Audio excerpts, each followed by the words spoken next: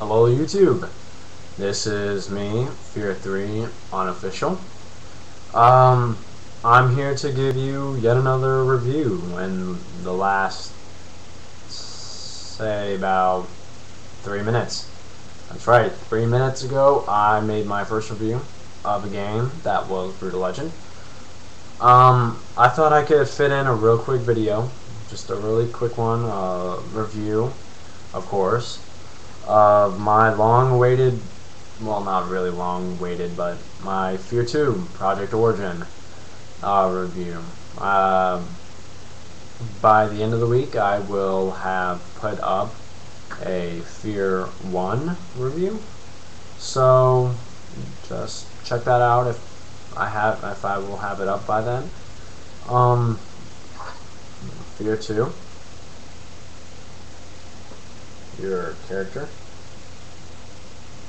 Alma, that is that crazy girl that you'll find out about. Okay, where to start off with? The storyline. And Fear 2, you take place as this guy, Beckett, pretty much. That's his name. Something Beckett. I don't know. I just beat it today, literally. The day I actually made this account. So my account is not mainly on Fear, it's just there to preference, and also just to say that I'm a fan of Fear and that actual game franchise. I'm not here to promote it. I'm just saying that I like the game Fear, really. That's it. But I'm not gonna give my review based off of opinion of something that's highly, like a high opinion on something. That would be unfair.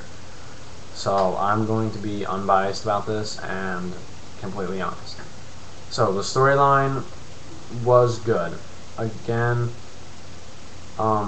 you'll hear this about in my Fear 1 review because it is kind of the same. You kind of have to go around searching for your items, like your intel, to tell you what is going on. And it takes literally probably about a good maybe hour before the nuke is dropped down from Fear 1 if you have played it. Sorry, that's a spoiler alert. I should have warned you. I guess you know now. It takes place after that event, and you kind of just black out, and I'm not going to give too much away.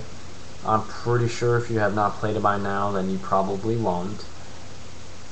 Just because it's so late, and maybe when Fear 3 comes out and you watch this review, if you do indeed watch it, you will play it. I highly recommend you do.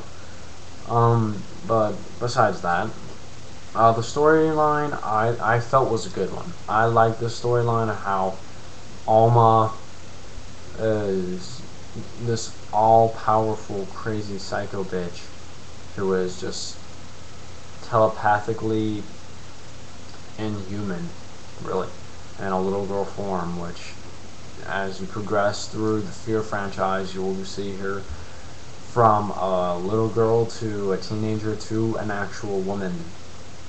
I will not give too much away, or I will try my best not to.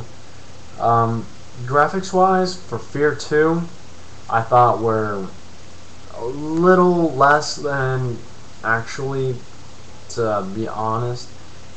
In my opinion, I thought Fear 2 graphics were somewhat pretty close to actually, believe it or not, Call of Duty graphics. Modern Warfare 2, people, yeah, the graphics, in my eyes, are pretty close together.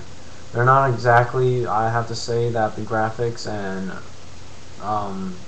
Call of Duty Modern Warfare 2, I have to say, were a bit better but don't you cannot say that Fear 2 does not have good graphics. If it does not have good graphics, then you're blowing my mind. You must be seeing some really realistic stuff. So, which brings me to gameplay. The only thing I have against gameplay, which does bring it down a number score and the final overall score of the game, but it doesn't hurt it hard, is the aiming. You have to click the left trigger. You hold it. You don't hold it down like in Modern Warfare 2. You hold the controller. You don't hold it down and you don't do that. You just click, bang. That's it.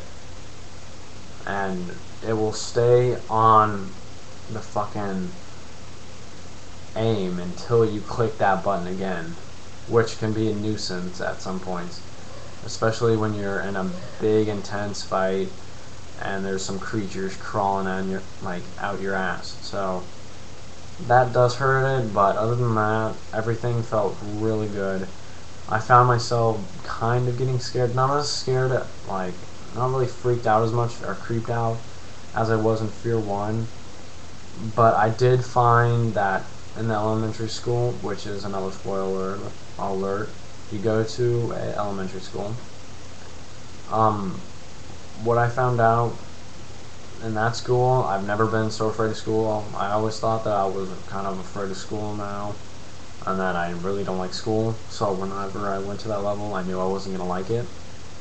But then it brought a whole new level of just hating school for me. So, really, that part was freaky. I'm not gonna lie. Enjoyment wise, I really enjoy this game. I'm not gonna lie. This game, probably with actually having to go to classes and school, everything mixed with the time, probably came out to maybe a good 7 to 9 hours of gameplay. Of course, the harder difficulty you go, the faster you will die. So, really, I suggest start off at normal, the medium, whatever. I suggest start there first if you're gonna play. By the way, I'm not reading off, I'm just gonna show you. Yeah. Just so you know, I'm just kind of going off my own opinions here and just looking at random. Enjoyment wise, I really enjoyed this game. I really did. It was a really fun game. And I suggest definite rent.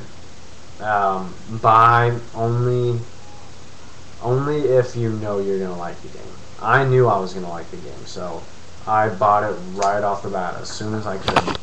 It was a direct buy for me. I just knew I had to. So really, storyline wise, it was good. I will give that a 7 or 8 in my opinion. Graphics wise, since it was so close to Modern Warfare 2 in my opinion, I'm gonna have to give it a 8. It's 8.5. Gameplay wise, other than the aiming, it's not much hard. It's not very hard at all. But also with gameplay, just as a note, the gameplay, the AI is very hard, especially on the hardest difficulty, just so you know. So I'm going to lower it down, not much, but I'm going to lower it down from what originally would have been 7, and I'm going to give it a 6, just because the AI is so annoying at points, and it's just irritating. Enjoyment, I have to give that a 7, and no, an 8. So my final score for this game was